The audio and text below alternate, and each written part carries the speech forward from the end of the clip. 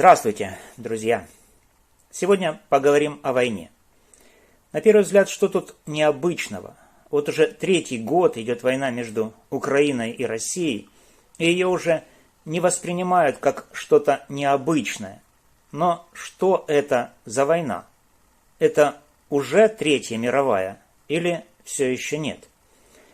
Запад, выступая союзником Украины, продолжает избегать четкого ответа на вопрос, участвует он в этой войне или нет. А если и участвует, то явно стремится уклоняться от прямого вооруженного конфликта, который мог бы привести к применению 5 статьи Устава НАТО о коллективной обороне. Эту войну сложно назвать мировой, но и игнорировать ее нельзя. Если она вроде как есть, но не такая, как привычные горячие или холодные войны, то какой же характер она имеет? Квалификация этой войны вызывает множество проблем, как политических, так и идеологических. Попытки Запада избежать прямого столкновения делают его похожим на неповоротливое чучело, которое российский хулиган пинает то спереди, то сзади. Иронично, но именно 5 статья НАТО, которая вроде бы должна защищать членов Альянса, в данном случае сдерживает НАТО от решительных действий. По сути, эта статья, делает Альянс парализованным перед лицом агрессии. Как происходящее воспринимает Запад? Не все так пессимистично, как кажется на первый взгляд. Например, глава немецкой разведки Бруно Каль прогнозирует, что тактика гибридной войны, которую Россия ведет против Запада, может вынудить НАТО применить 5 статью. Он ожидает роста числа гибридных атак, включая саботаж, кибератаки и дезинформацию. Примером таких действий служат недавние события. 24 ноября 2024 года были повреждены подводные телекоммуникационные кабели между Литвой и Швецией. 25 ноября 2024 года произошло повреждение кабелей между Германией и Финляндией. Министр обороны Германии Борис Писториус назвал это гибридными акциями. 8 октября 2023 года в Финском заливе были одновременно повреждены газопровод Baltic-Connector и кабель связи между Эстонией и Финляндией. А в 2022 году повреждены газопроводы «Северный поток». Эти инциденты, по мнению Каля, усиливают угрозу гибридной войны и демонстрируют растущие амбиции Кремля.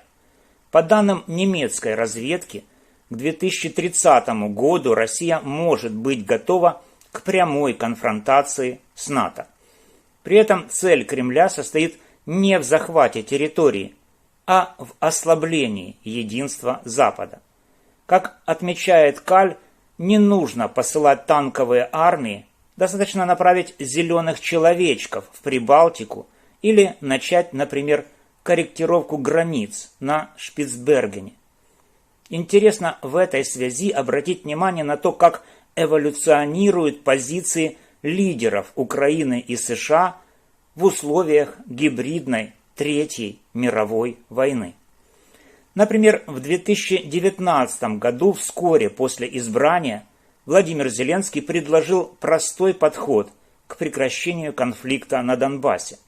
Надо просто перестать стрелять. Этот призыв к миру выглядел как попытка найти быстрый компромисс, избежав дальнейшей эскалации. Однако реальность показала, что Россия такие сигналы воспринимает не как приглашение к диалогу, а как слабость. Сегодня, как ни странно, схожую риторику использует Дональд Трамп, который в скором времени возвратится в Белый дом. Он заявляет, что способен завершить войну в Украине за 24 часа. просто договорившись с Владимиром Путиным. Этот подход, как и слова Зеленского в 2019 году о «просто перестать стрелять», выглядит утопичным, особенно в условиях текущей полномасштабной войны. И показывает только одно, то что Трамп просто не способен понять, что такая позиция в отношении России ошибочна. Он, как и большинство украинцев перед полномасштабным вторжением, не хочет верить в то, что Россия может напасть на одну из стран НАТО. На деле подобные заявления Трампа только усложняют ситуацию. Призывы перестать стрелять или договориться игнорируют главное. Россия продолжает действовать агрессивно, используя любую паузу для перегруппировки, усиления военной мощи и дальнейшей эскалации. Но вернемся к НАТО. Генеральный секретарь НАТО Марк Рюте заявил, что линия фронта российской агрессии распространилась на Балтийский регион и всю Европу. Это подтверждается частыми актами саботажа и кибератаками, ответственность за которые часто возлагается на Россию. Несмотря на это, у НАТО пока отсутствует единая стратегия для противодействия гибридным угрозам. Международный институт стратегических исследований подчеркивает, что действия европейских стран остаются слабо скоординированными. Чарли Эдвардс, старший советник института, предупреждает: Европа будет уязвимой до тех пор, пока НАТО и европейские страны не разработают единую стратегию для борьбы с гибридной войной. В июле премьер-министр Дании Метте Фредериксен заявила: Россия атакует нас каждый день, используя гибридные методы, а мы в ответ слишком вежливы. Недавние атаки на критическую инфраструктуру ЕС и НАТО наконец-то заставили европейских лидеров действовать более решительно. Например, Финляндия усилила мониторинг в Балтийском море после обрыва подводного газопровода «Балтиконнектор». Бывший президент Финляндии Саули Ниинистö предложил создать Европейскую службу разведывательного сотрудничества. Эти события напоминают повреждения в 2022 году газопроводов «Северный поток», причины которого до сих пор остаются неустановленными. В августе 2023 года издание Wall Street Journal возложило ответственность за это на украинские силы, но Киев назвал это обвинение абсурдным. Подведем итог.